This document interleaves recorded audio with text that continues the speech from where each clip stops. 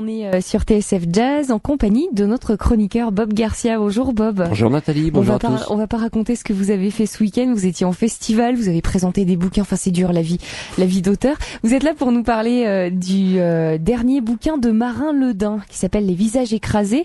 C'est paru chez Seuil. C'est pas la première fois que vous nous parlez de Marin Ledin. Bah oui. Auteur prolixe, talentueux, et à chaque fois je ne suis pas déçu. Là, c'est Les visages écrasés. Il tire son titre d'une nouvelle apparemment, d'une réplique d'une nouvelle d'un livre de Saint-Exupéry qui s'appelle Vol de nuit, et il y a à un moment donné un ingénieur qui dit: ce pont vaut-il le prix d'un visage écrasé? Il y a eu des ouvriers qui ont été blessés ou morts même lors de la construction d'un pont, donc il a pris cette phrase là comme symbole pour le titre de son ouvrage.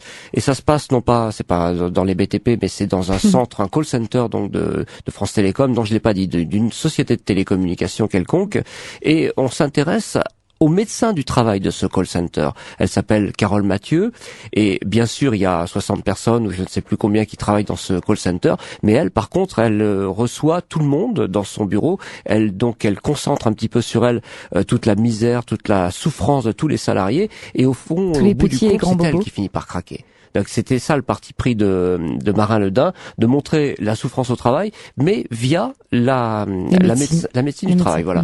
Donc elle reçoit tout le monde, elle est complètement traumatisée par ça, elle est au fond du gouffre, elle aussi, elle marche à coups de cacheton. Enfin c'est assez glauque. On se demande comment on peut tenir de cette manière-là. On n'aimerait pas être à sa place. Un jour, elle reçoit en consultation un certain Vincent Fournier, qu'elle a vu alors décroître au fil des années, perdre des kilos, etc., devenir complètement cadavérique, c'est ce qu'elle dit. Et sa souffrance de ce monsieur-là est tellement forte qu'elle se dit: je vais le soulager une bonne fois pour toutes.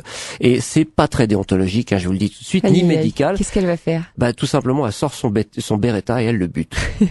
Ah oui. Donc ça commence radical, comme ça, ouais. c'est l'entrée du bouquin. Là aussi c'est un parti pris, donc on connaît l'assassin, on sait qui a tué, on sait pourquoi elle a tué aussi, dans quel état elle se trouve. Donc on va pas chercher l'assassin, mais on va plutôt suivre les pérégrinations et la descente aux enfers de cette Carole Mathieu, qui est a priori le médecin, il est pas là pour tuer ses clients. Donc il n'y a pas d'énigme au sens. Il y a une énigme dans la mesure où on se demande comment ça va finir, comment on peut aller, jusqu'où on peut aller dans la descente aux enfers. Ouais, voilà. Ça. Et elle-même, donc, elle est tiraillée, bien sûr. Est-ce que je vais me livrer à la police? Est-ce que je vais devenir une sorte d'ange exterminateur et puis que je vais continuer à buter les autres salariés, enfin, de préférence ceux qui sont les plus mal, comme ça elle écourte leur souffrance. Donc on est un peu dans cette espèce de délire de la personne qui souffre elle-même, avec la souffrance des salariés qui est décrite de façon extraordinaire. Et c'est ça le bouquin de Marin Ledin. Il a travaillé, lui, dans le domaine des télécoms pendant quelques années. Le bouquin est sorti donc le 24 mars 2011.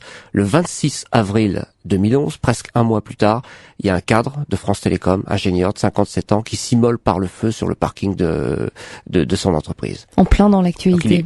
Pire que dans l'actualité, voilà. Et donc ça, évidemment, ça fait réfléchir, ce bouquin-là. C'est très bien fait. Il s'est déjà beaucoup intéressé à la souffrance au travail. Il a écrit plusieurs ouvrages sur ce sujet. Il faut absolument le lire. C'est magistral. Marin Ledin, Les visages écrasés, paru chez Seuil. Merci beaucoup, Bob Garcia.